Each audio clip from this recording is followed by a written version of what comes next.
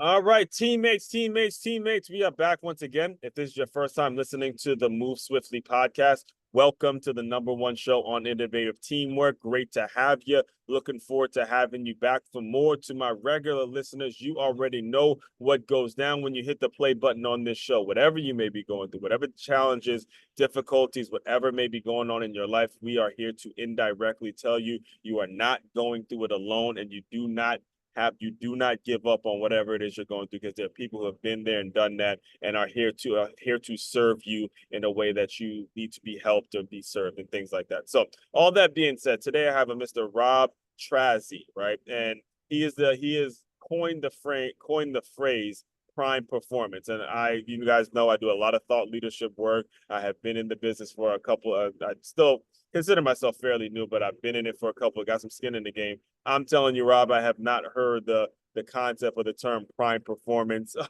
before, so I'm happy you're on and all of that. So all that being said, welcome to the show, man. Before I make the intro too long, welcome to the show. Hey man, thank you so much. I'm excited to be here and feel honored to share some of my experience and insights with your listeners here.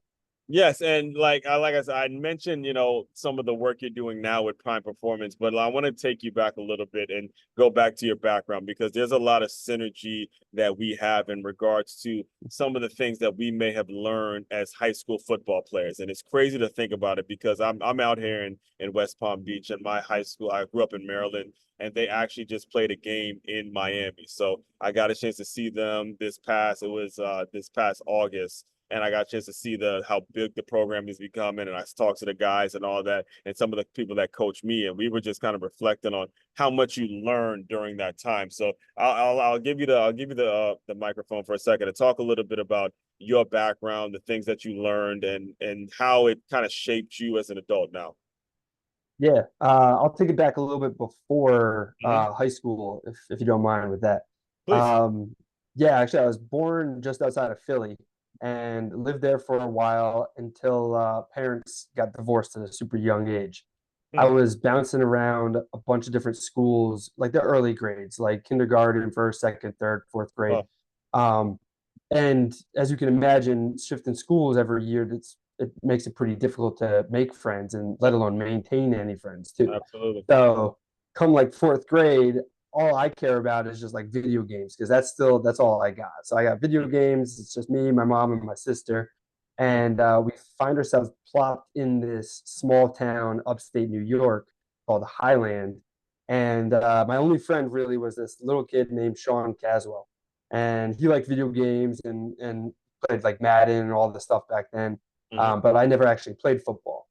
And the more that I hung out with this kid, Sean, the more that I kind of got pushed into playing football. And keep in mind, though, I was this short, little, out of shape, dweeby kid. And thank God that Sean's dad was the football coach, because he was able to drive me to practice and whatnot. Hmm. And I'll never forget the first day of football practice. I learned two valuable things that day. Number one, you can't wear jeans to football practice. So I show up to football practice wearing jeans, and I was like, I don't know what I'm doing here. Right. This, the second thing I learned, though, not having very many friends and Right. not being in very good shape, I noticed that the kids that were more popular, the ones that knew everybody, they knew the plays, they got to play a lot more, Hmm. they were in better shape. So I could barely even finish like the warm-up lap in Pop Warner. Hmm. So, but what I could do though is I could do some of those jumping jacks, I could do some of those push-ups and sit-ups, not as many as I'm supposed to be doing, but I kind of got myself going into it. Hmm. And that's really what kind of clicked in my head, that I need to start taking care of myself and start pushing myself physically. Because a year or two later, I found myself in a starting position as a running back and helped our team go on to like Hmm. undefeated seasons in modified, which is not that crazy, but Right. going into high school, being the first team to win a section title for our class, Right. and then eventually going on to playing college football and a lot of other sports too.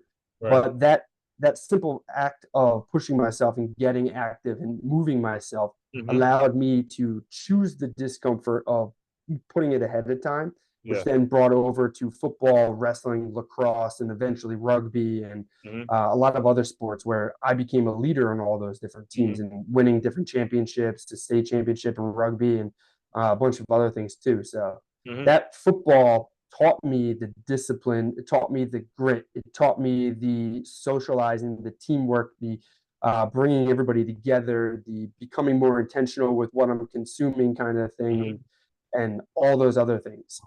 So walk us through some of the examples that you're able to share, because you said a lot of great things there, and I want people to really understand how sports affects you outside of your just doing well and maybe going pro. Actually, I just finished an interview in which there's a big USC fan, and we were talking about how 1% of people are going to go pro. However, the things that you're able to do in your day to day, and the things that you're able to learn, the way you're able to socialize, the way you're able to meet people, and the confidence that you grow.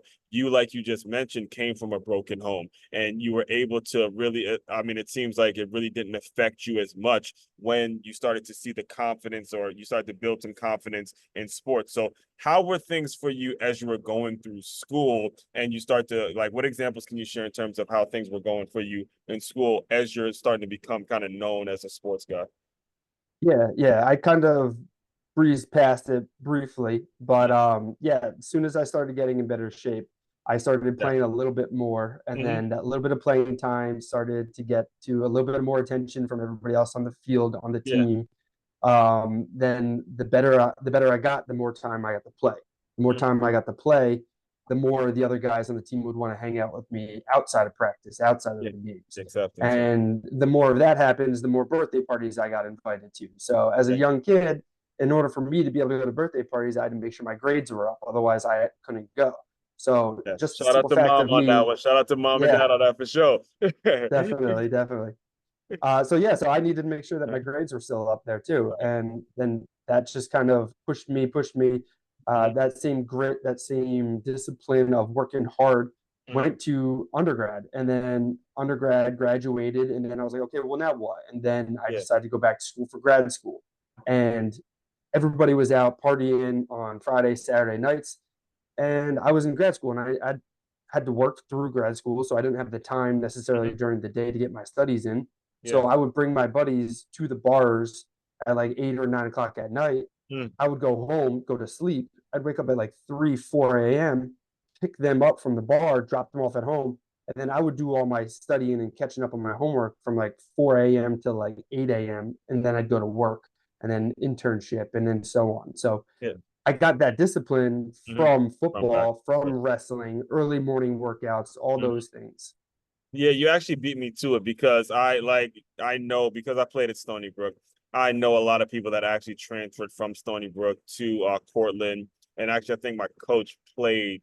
He played at Cortland. There's a lot of obviously, well, now Stony Brook's kind of a high end FCS program. They're in a bigger division, but there were times probably when I played there where I thought it would be possible that Cortland's D3, right?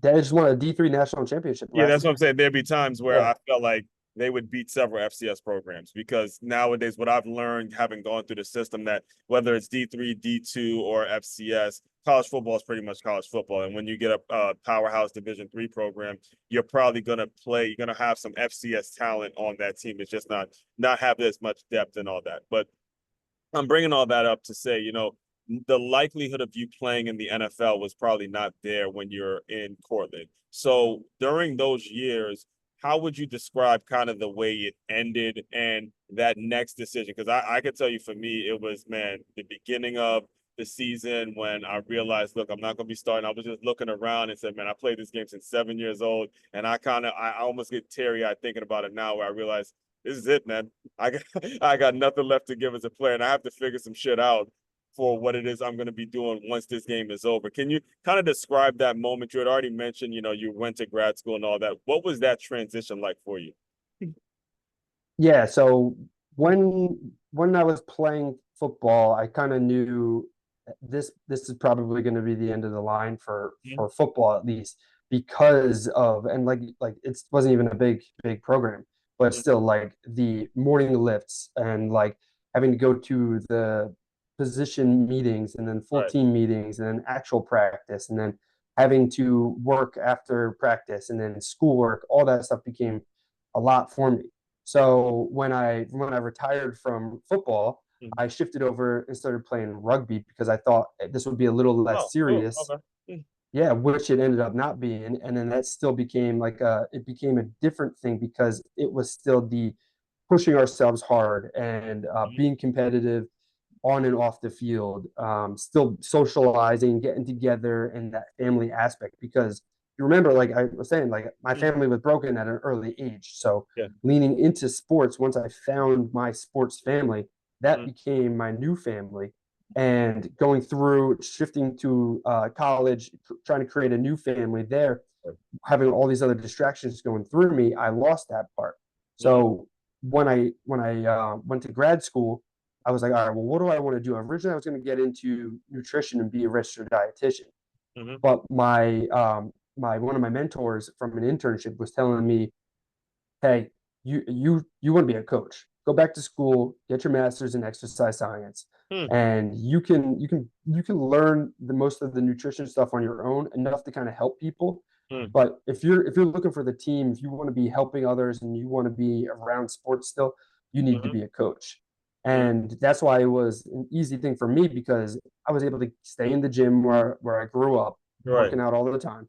I was able to get around athletes, different teams, different sports and Yeah. such, but still they were all working to get better, get stronger, get faster, Mhm. work on their food, their inputs and stuff like that. Right. So that was easy transition for me. And then since that strength and conditioning world, now with prime performance coaching, that's a little bit more of like entrepreneurship, but it's still the same concepts of like building that resiliency, being intentional with your consumption, like building efficient like rules and routines to live your life by, like Mhm. social support and all those things. So that was kind of like the natural progression for me. Yeah, so that and I'm glad you brought that up because well, first of all, shout out to the mentor for telling you that because that is very important. You know, when it comes to nutrition, it's not that it's a bad topic, but it's really more so about the discipline of how you're gonna in science. I mean, there's a lot of nutritionists out there. More so, it's about the discipline that the person, the client, that the person has, and what they're actually working out for. Like I'm training for a marathon now, so I know I don't need to be I need to be eating a lot of veggies, a lot of greens, and things like that. I didn't need a nutritionist per se to tell me that. I need a coach to tell me that. And a coach to get in my butt, make sure I'm doing my miles and all that kind of stuff. So the question I do have though is because we're coming from the sports world and the football world, when it comes to finding clients, we have kind of the luxury of finding people that were initially motivated by playing sports. Now, like you had just mentioned, transitioning into the entrepreneurship world, and I've worked at several gyms, now it becomes a challenge possibly to get just regular people to show up at a gym, to get regular people to sign up for sessions and stuff like that. So when you're talking about prime performance coaching, it's not, I'm assuming it's not just athletes. When were you able to transition to say, okay, I don't just necessarily want to train athletes, but now I could just train everybody? You know, the mother that just had the baby wants to get her body right, or the dad that wants to stay in shape for his wife, or you know, just anybody that's actually looking to work out. When was that? When were you able to transition into that? Yeah, that one that came before I started with Prime Performance, before I started that whole idea. Mm-hmm. Um, but that was just in in the strength and conditioning world, typically you're going to take two different routes. You're either going collegiate and trying to get to like a pro team, something like that, or you're going private sector. Yeah. And I decided to go private sector, and it just brought me to a wider range of people. And then I'm working with kids going D1, a couple ex-professional players, people going to like trying to get to the Olympics, Mm-hmm.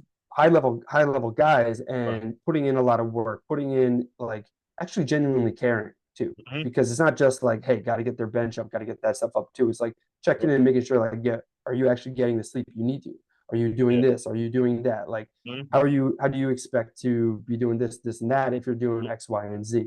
Having Exactly. those conversations with these athletes, that got them talking, and then introduced, obviously you seeing different family members and such. And then Uh, all of a sudden, high school kid going D1, his parents are athletes or ex-athletes, and they want to start training. So then talking with them and then younger siblings and things like that. Huh. So it was a slow progression, but it Right. was a progression. Right. And then from there, when I decided to get more into what I'm doing now, that was a little bit harder of a switch because that took a little bit more time because I was conflicting with my identity as a coach. Like, because I still have the fitness and nutrition background, but what I'm teaching now is more than that. And then it was a little hard because people are still coming to me for fitness and nutrition, Right. and then I'm like, that's good, but we also need to look at this over here. And then Yeah. that was like a challenging time for me, but Now, it's good now. was this at a gym that you were doing this? And I'm asking because I used to, I don't, you're probably familiar with it, but I used to be a trainer at a gym named D1 Sports and Training. And the way it worked is they had these celebrity athletes. I'm not, I don't think they actually had any in the closest one in New York, I think was Bill Parisi Speed School or something like that. But basically, the way it would work is they had these athletes and they would endorse these gyms and they would offer services. They would call it for the athletes, but they would have me do boot camps and stuff like that. So, was this something that you were just going out and being a personal trainer on? Kind of a personal trainer, but was it through a gym that might have been kind of holding you back from what it is you were trying to do? Um, so I guess so I was at a gym that you could consider to be like a D1 almost.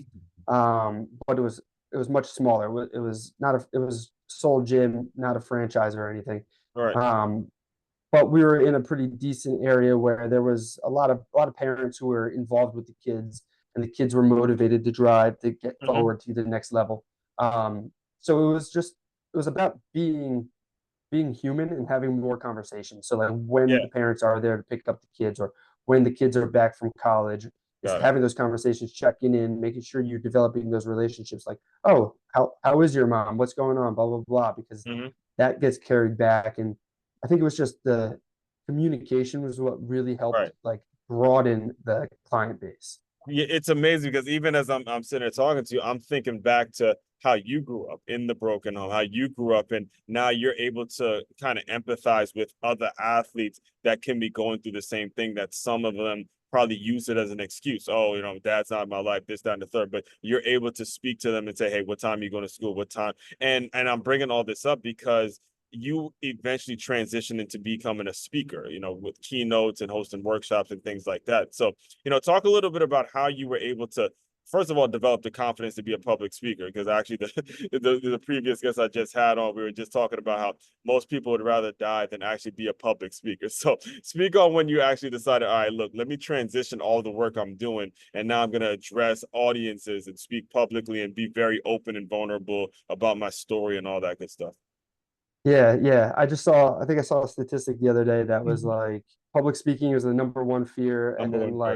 like number like four was like dying, and number three was like spiders. So more Right. people are afraid of speaking in front of a crowd than they are dying from spiders, which is Exactly. Yeah, nuts. yeah. It's crazy Um, too. I guess because I've been doing it for so long now, but I mean, yeah, I guess if I can go back to my older stuff, I can sort of see why people are like, I'm not touching that.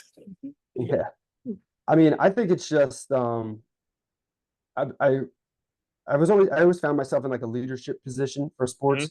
Like I was varsity captain for football. I was and lacrosse was junior senior year. Oh man, Wrestling, we gotta bring up you, New Yorker man. Gotta bring up lacrosse, baby. Sonny Brook did yeah, this lacrosse team was some badass. I actually did an NIL it's huge. deal with one of the lacrosse players this past year. Shout out to Michael, man. Nice, nice. And yeah, and then wrestling, I was a 4 year varsity captain. So being captain on varsity as Right. a freshman, there's a lot of like pressure, and there's kids your age looking up to me. And that I'm always in front of everybody talking, leading practices and warm ups and things like Mhm. that. And I remember it was just it it was hard. It still is hard a little bit, but Yeah, when the you're on stage in butterflies front never of a go anywhere. couple, Like you're always gonna have like before. it's yeah, now it's more about like channeling and stuff. Like, Hmm. because I remember one time in football, our senior year, we just came off of our terrible season where we were expected to win state, and we ended up choking and not even making the playoffs.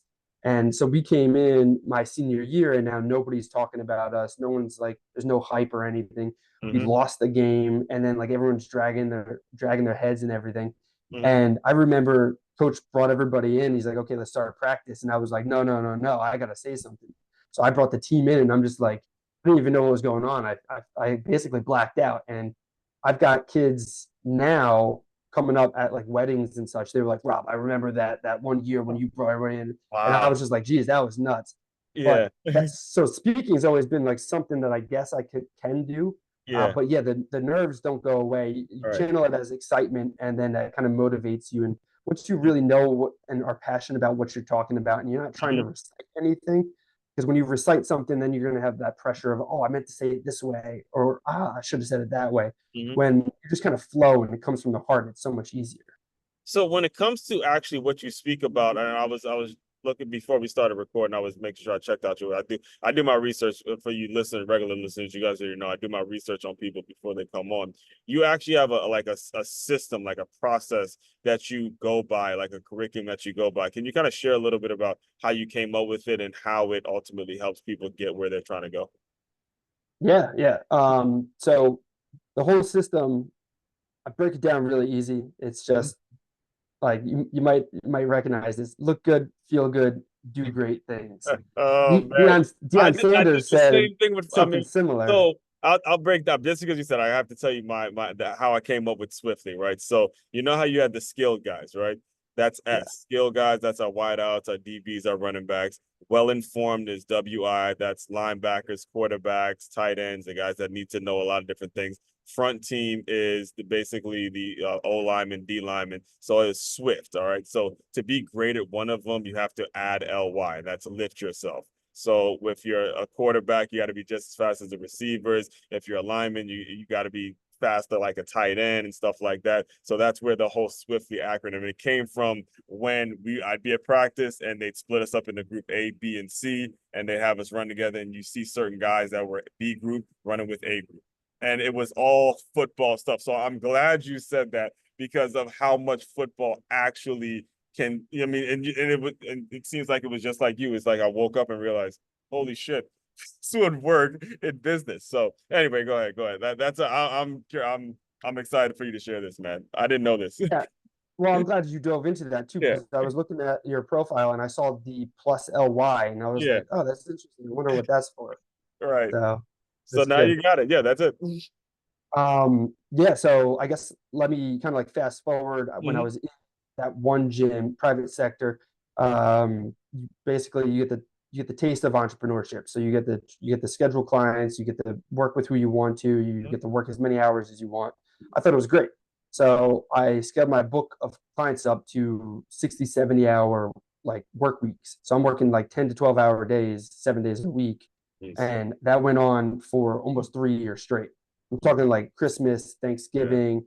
I'm working all those holidays. And just so Um, we're clear for you listeners, this isn't him just sitting down. You're actually demonstrating workouts. You're actually putting people through there. They're expecting a level of energy. You can't just sit back and expect these people to be coming back. So I just want to make sure we're clear on that as well. yeah, and so it's yeah, it's you're putting in the work. You got to demonstrate. You got to Yeah. lead the groups and everything. Yeah, so Okay. it takes a lot of energy, and burnout is real. Yeah. Um, but I didn't believe it, so I kept going with it, Uh-huh. and I get caught in what I call robot mode, because robots they're great. They're very efficient. They're good at getting work done, Hmm. um, but they lack that awareness. They lack that human aspect, Right. and it's good. You can turn it into robot mode when it's time to work, and you really got to get it done. But Mhm. if you're in robot mode for too long, you lose yourself. Yeah. And that's where I was. I was 3 years into coaching. Well, 3 years into coaching at this rate. I've been Mhm. coaching for over 12 years, Yeah. but that that speed I was going was so bad that I deteriorated the relationship with this girl I was with. Friends and family, they stopped calling me. I stopped getting invited to birthday parties, weddings, and things like Mhm. that.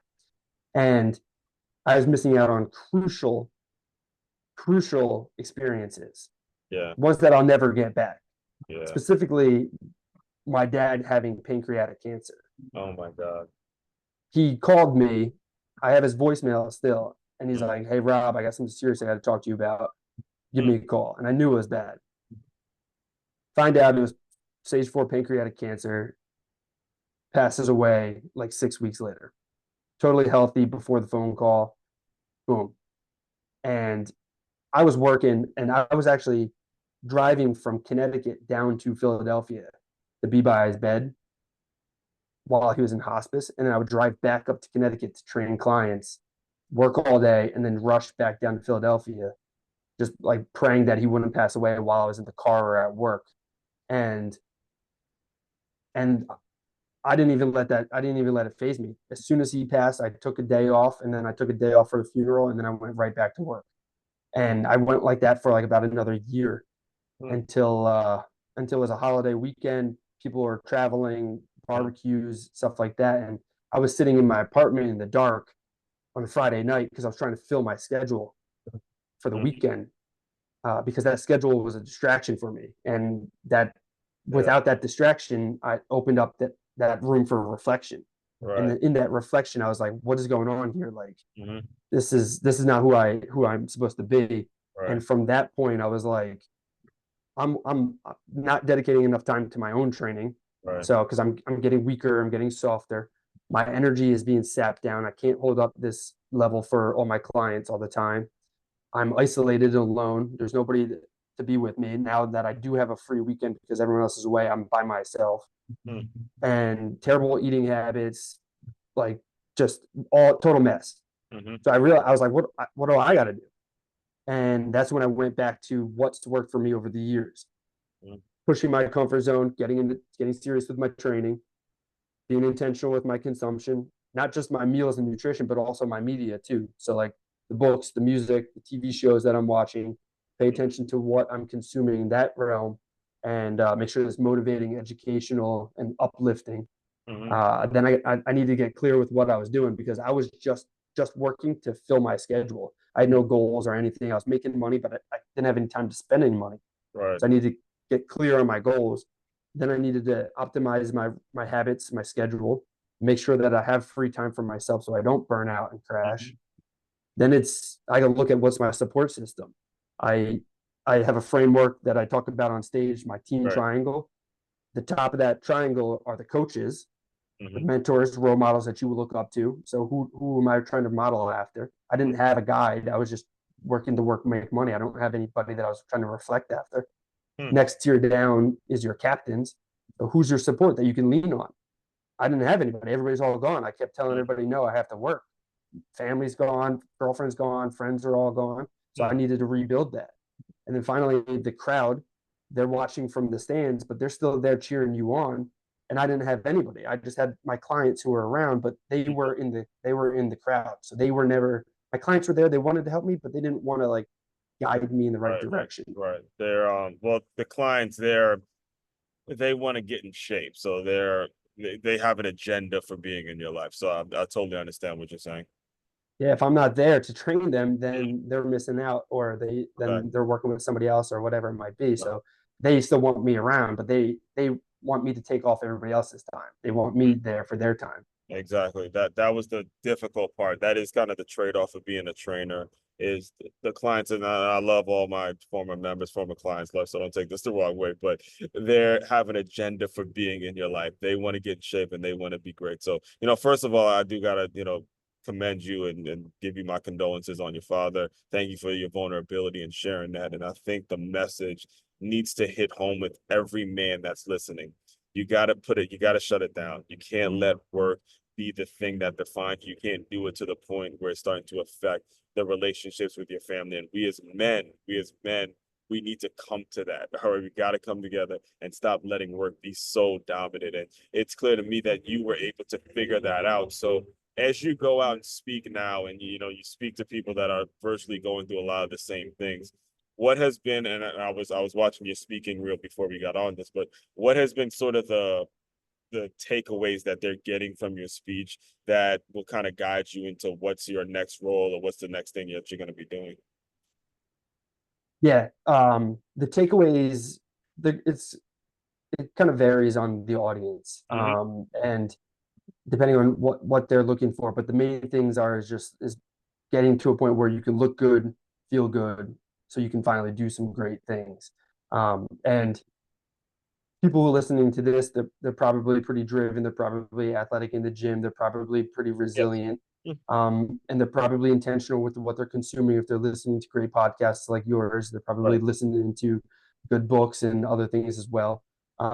So pieces of advice that somebody like your audience, I might say, is like Mm. dial in a little bit more on your clarity, on knowing yourself, so that you can draw those boundaries and those lines in the sand. So when you can tell when enough is enough. Um, Yes. Yes. I can share my framework for that if you want. I can run through Yes. that Good. real quick. Yeah. So I big Pirates of the Caribbean fan. When I was a kid, I used to always Actually, rock but an yeah, I eye think I patch. remember hearing you say something about this. Was it movie 300? Sparta. I think yeah, that was that. Yeah. Yeah. So yeah, so the framework is you fly your own flag. So I use the Uh-huh. acronym FLAG. F is your foundational values. So what do you hold true to yourself? So I'm a big acronym guy. So before I move on to the next one in FLAG, Yeah. my acronym for values is PACE. Uh-huh. So progressing towards mastery, P. A is adventure, seeking, so fun, so working hard and getting better, seeking fun. Mhm. C is contribution, so make sure that you're giving to others and not being selfish yourself. Right. And then and then E is empowerment, so choosing, having choice, being free, making decisions, and those are my core values for myself. Yes. Um, so that's F for Yeah, foundational that's the base values. one. And just so we're clear, now because you just mentioned being an acronym guy, you are on the right show. There has been a ton of acronyms on this. In fact, I did a whole episode titled "The Power of Acronyms." So just want to make sure we make that clear. You regular listeners, you guys are spoiled, man. You guys have a ton of acronyms as you tune in. Now, if your first time listening, just know there's going to be a lot of acronyms that get dropped on the show. It's part of what makes this show this show. So anyway, go ahead. You're going with the flag one. Yeah, so foundational values. L is lifestyle traits. So Mhm. what is it that makes you you? So like I drive a Jeep Wrangler. I think it's a little more rugged. It's fun. It's Mhm. you can take the roof doors off. That's how I kind of describe myself. I like to be a little tough. I like to still have fun and Mhm. go off roading and such. Favorite color is red. To me, that means it can be anger, it can be aggression, it can also be passionate and love though. And those are other traits of me. So like favorite color, car, clothes, things like that. Right. Knowing those things helps you. Then Mm. A is your aspiration. So what are your goals? What are you trying to get to? Where are you currently at with those? And then what do you need to get to those? That's So awesome. Yeah. knowing those goals. And then G is growth opportunities. So Right. what are your strengths? What are your weaknesses? What can you develop and work on? So like me, it's speaking. It's always been being active and pushing comfort zones. Right. And some weaknesses might be like technology or like social media stuff. So I've Right. hired some team members that help me with those things now. I'm Mm. playing to my strengths and working with my weaknesses. Yes, that's a powerful acronym. And the thing is, and another point on acronyms is a lot of people can come up with them, but it's another thing to actually live the lifestyle. All right, there's anybody you can get little kids to come up with words and how this says it's living the life, living it and doing it full out. I mean, the first one that I talk about all the time is one my football coach came up with, which was water, work ethic, attitude, teamwork, enthusiasm, respect. And when it was the way he said it and the way we broke huddles and all that, and you think about how much we need water to survive, and again, he's not into the drinking, the way from staying away from alcohol and all those kinds of things. All of that stuff circled around. It's one thing to come up with some acronym. It's another thing to actually live the lifestyle and be able to talk about it and explain it to other people. So, and I'm bringing all that up because I want to give you the opportunity a little bit to talk a bit about what's next. What do you see for the next phase of your business? How do you want to serve people maybe in the next 10, 15 years, all that kind of stuff? Yeah, I'm right now I'm in the stages of continuing to like grow and expand. So I've Mhm. got a couple of team members now branching out though. So it's like a lot of my clients, a lot of my good friends, they are doing different things and we kind of going back and forth. Currently, my team is myself and four other people, and looking to kind of keep that growing and building. And the way that I'm doing that is through coaching, it's Right. through growing the podcast, my show, and then Hmm. also hosting more live events. So Yes. getting people in, teaching workshops, speaking on stages, going to conferences, and connecting with more people. One of my buddies hosts the #1 personal development conference in Connecticut. I spoke there for the past 3 years, and it's always an opportunity to get in front of people, share some knowledge, connect with other individuals, and try to help other people out too. So I'm Yes. in a stage now where I'm trying to give more than I can. How do I multiply myself so that I can help others who are associated through other people? Right. And what's the best way if people want to reach out? What's the best way? Where do you normally sign up? Yeah, the easiest way to just touch base or see what's going on or shoot me a message or anything would be probably Instagram, which is just at my name, Rob Tracz, Tracz. Any of the other social platforms, you probably find me. But I also got like a free assessment if anybody wants to check out where they fall in terms of stagnation and burnout. It's a quick, easy questionnaire filled out in like 5 minutes, and it tells you your strength and your weakness. So you have a little bit of that awareness. And you find that at survivingthesidehustle.com/assessment. Okay, and we'll make sure all that gets included in the show notes as well. So, Rob, the final thing I do to close out all the shows is I want you to pretend that the elementary school version of Rob has come into the Zoom room. He's bouncing from school to school. He only wants to play video games. He doesn't really want to talk to people, whatever it is. Pretend that that young man is here. Give him some words of encouragement, and we will officially close. Yeah, I would say, Rob, dude, there's a lot of things you don't want to do, Mm-hmm. and there's a lot of things that you do want to do. You want to keep doing those things that you want to do. You need to do some of these things that you don't want to do. Mm-hmm. Got to push yourself. You got to work hard when people aren't looking, and you got to be good. Take care of yourself and be good to others.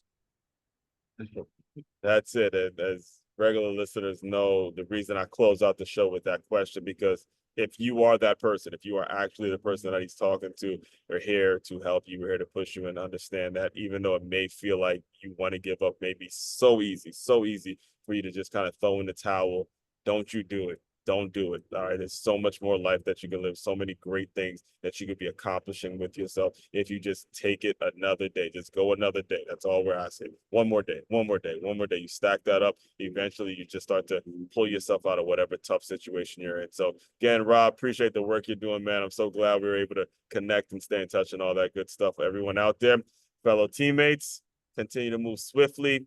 We will talk more soon.